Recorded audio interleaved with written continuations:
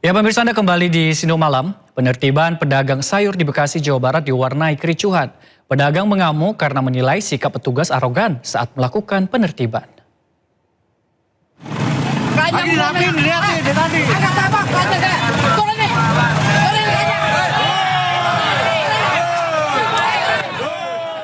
Sejumlah pedagang sayur di Bekasi, Jawa Barat mengamuk ketika ditertibkan petugas Satpol PP.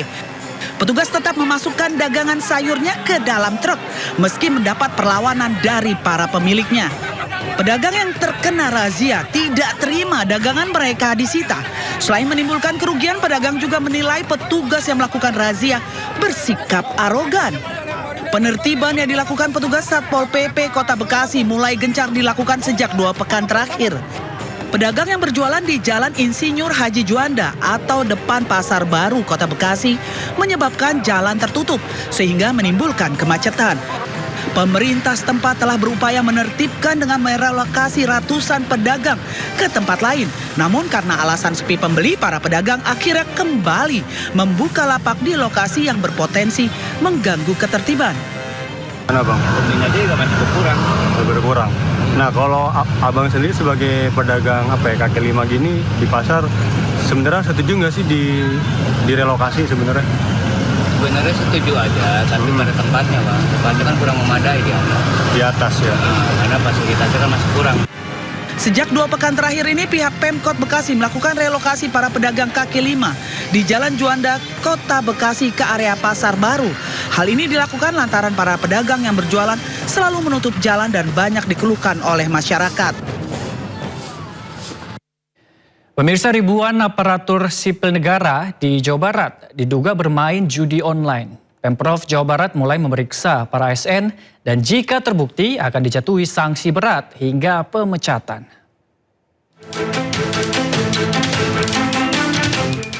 Pemerintah Provinsi Jawa Barat mengungkap 2.663 aparatur sipil negara di Jawa Barat diduga bermain judi online. Temuan ini berasal dari laporan Pusat Pelaporan dan Analisis Transaksi Keuangan atau PPATK. Total nilai transaksi judi online yang dilakukan ASN di 27 kabupaten dan kota mencapai 10 miliar rupiah. Bahkan ada ASN yang saldo rekeningnya mencapai 800 juta rupiah dari hasil judi online. Banyak sekali ASN di Jawa Barat, terutama di kota-kota besar ya, di Bekasi, Bandung dan sekitarnya, banyak sekali yang terlibat judol. Saya berharap kita segera menindaklanjutinya, para inspektorat di kota kabupaten untuk segera memanggil para ASN yang terlibat judol tersebut, memberikan sanksi ya sesuai dengan aturan yang berlaku. Kenapa temuan Bapak menemukan? Saya waktu itu silaturahmi dengan Kepala PPATK Pusat, Kang Ivan, kebetulan orang Jawa Barat, di akhir pertemuan itu beliau sampaikan, Kang, hati-hati, Jawa Barat judulnya sudah sangat meresahkan. Pemprov Jawa Barat membentuk tim gabungan yang terdiri dari Badan Kepegawaian Daerah, Inspektorat dan Biro Hukum untuk memberantas judi online di lingkungan Pemprov Jabar. Dari Bandung, Jawa Barat, Ervan David, iNews melaporkan. Kita ke informasi selanjutnya pemirsa. Komisi Pemberantasan Korupsi melimpahkan berkas perkara alat bukti dan 4 tersangka kasus dugaan korupsi kuota haji periode 2023-2024. Dalam agenda tersebut, ex-Menteri Agama Yakut Khalil Qumas menyatakan siap menghadapi persidangan. Yakut tiba di Gedung Merah Putih KPK pukul 9 pagi, mengenakan rompi tahanan dan borgol di tangan. Dirinya kembali menjalani pemeriksaan setelah masa pembantaran selesai.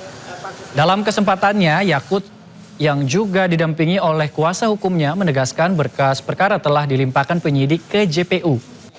Yakut juga menyatakan siap untuk buka-bukaan menjelaskan pembagian kuota haji tambahan yang diperoleh pemerintah Indonesia dari pemerintah Arab Saudi dalam persidangan.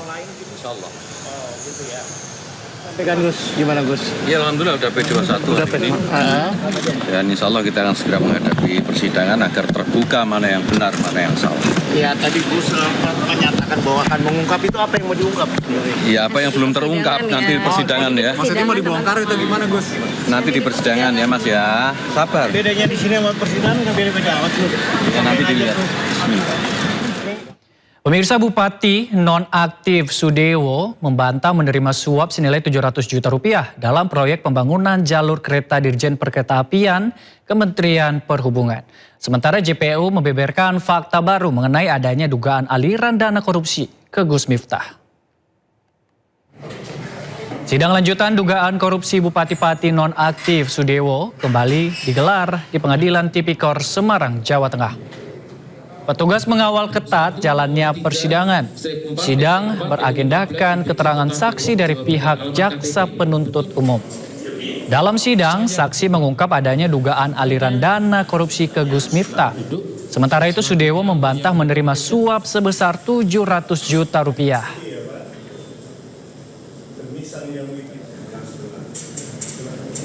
Bahwa Pak Dorobe tidak pernah menerima uang 721 juta dari Pak Bernard, artinya saya juga tidak pernah menerima uang itu. Pemirsa, perintah Kejaksaan Agung kepada Kejaksaan Tinggi se-Indonesia untuk mendata permasalahan program MBG dan SPPG kini resmi dihentikan. Kejaksaan Agung beralasan penghentian dilakukan agar tidak disalahgunakan dalam pelaksanaan pendataan. Ya, Kejaksaan Agung menertibkan surat edaran yang memerintahkan penghentian kegiatan pengumpulan data dan keterangan terkait pelaksanaan program MBG. Perintah tersebut tertuang dalam surat yang diterbitkan Jumat 10 Juli lalu dan ditandatangani Direktur Penyidikan Jampitsus Syarif Sulaiman Nahdi.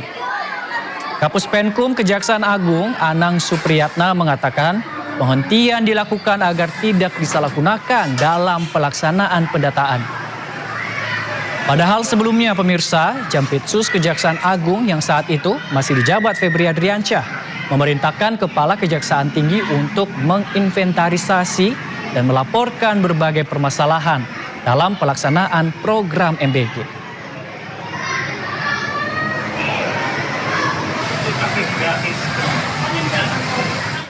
Pemirsa, Presiden Prabowo Subianto mempersilahkan masyarakat Indonesia pindah ke negara lain jika merasa masa depan Indonesia suram. Prabowo juga meminta masyarakat bersatu dan tidak mempunyai sifat dengki, curiga, serta suka mencaci maki.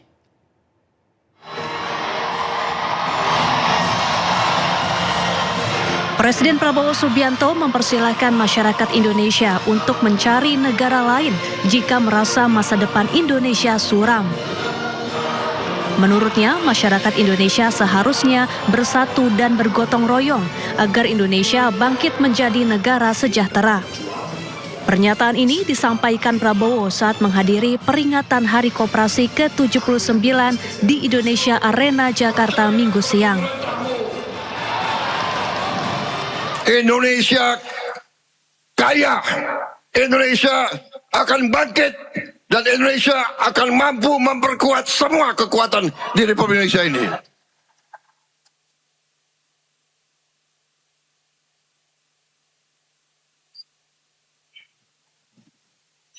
Yang ragu-ragu, silakan duduk di rumah aja. Yang merasa Indonesia suram, silakan kalau mau cari negara lain. Silakan, tidak ada yang melarang. Kalau di Indonesia, mohonlah, mari kita bersatu, mari kita gotong royong, mari kita kerjasama. Yang kuat, bantu yang lemah. Yang lemah, kerjasama yang baik. Insya Allah, kita akan bangkit, saudara-saudara. Prabowo juga meminta masyarakat Indonesia tidak mempunyai sifat dengki, curiga, dan suka mencaci maki. Karena sifat asli bangsa Indonesia adalah saling memaafkan, mengerti, mengasihi, dan membantu. Dari Jakarta, Tim Liputan iNews melaporkan. Terima kasih pemirsa, Anda masih bersama kami di Sindo Malam. Kebakaran hebat melanda sebuah bar padat pengunjung di kawasan Chatuchak, Bangkok, Thailand, menyebabkan sedikitnya 30 orang tewas dan lebih dari 70 orang terluka. Ya pemirsa, kebakaran hebat melanda sebuah bar di kawasan Chatuchak, Bangkok, Thailand sesaat sebelum tengah malam pada hari Minggu, menewaskan sedikitnya 30 orang.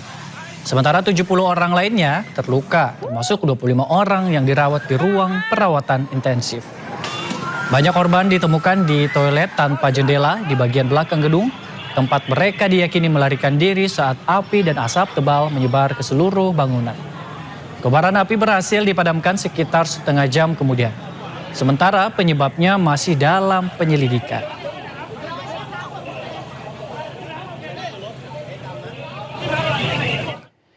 Bandara Internasional Sana'a di Yaman kembali menjadi target sasaran serangan. Kelompok Houthi menuduh Arab Saudi melakukan serangan tersebut.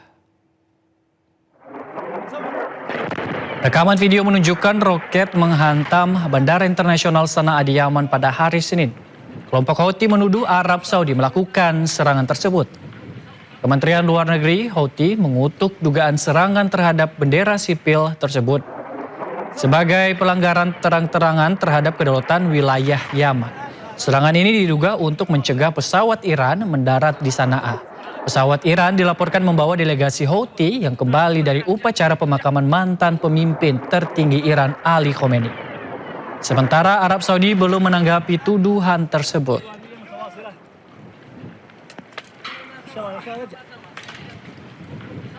Pemirsa, Amerika Serikat terus melancarkan serangannya ke Iran. Kali ini mereka menargetkan fasilitas militer hingga umum yang berada di Iran. Rudal milik Amerika Serikat meluncur dari sejumlah pangkalan militernya yang berada di Timur Tengah. Rudal-rudal ini terlihat di langit Kuwait saat meluncur menuju Iran. Serangan ini dilancarkan setelah Presiden Amerika Serikat Donald Trump menegaskan gencatan senjata telah usai. Salah satu target serangan Amerika Serikat adalah Pulau Kesm di Iran. Pejabat Amerika Serikat mengkonfirmasi serangan keras terhadap sistem rudal pertahanan udara Iran hingga kapal-kapal cepat IRGC di sekitar Selat Hormuz. Pulau Kesm adalah lokasi strategis menjaga pintu masuk Teluk Persia. Pulau ini juga dipenuhi dengan pangkalan militer dan infrastruktur penting.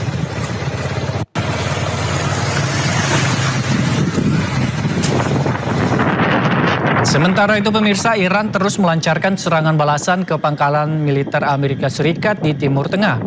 3 rudal balistik Iran menghantam sistem rudal darat milik Amerika Serikat yang berada di Kuwait. Serangan ini adalah balasan Iran atas serangan udara Amerika Serikat terhadap Bandara Abbas dan Pulau Sam. Situasi pun semakin memanas, Kuwait dan koalisi bersiap untuk merespon. Sementara ketegangan di Selat Hormuz yang merupakan jalur minyak vital dunia terus meningkat.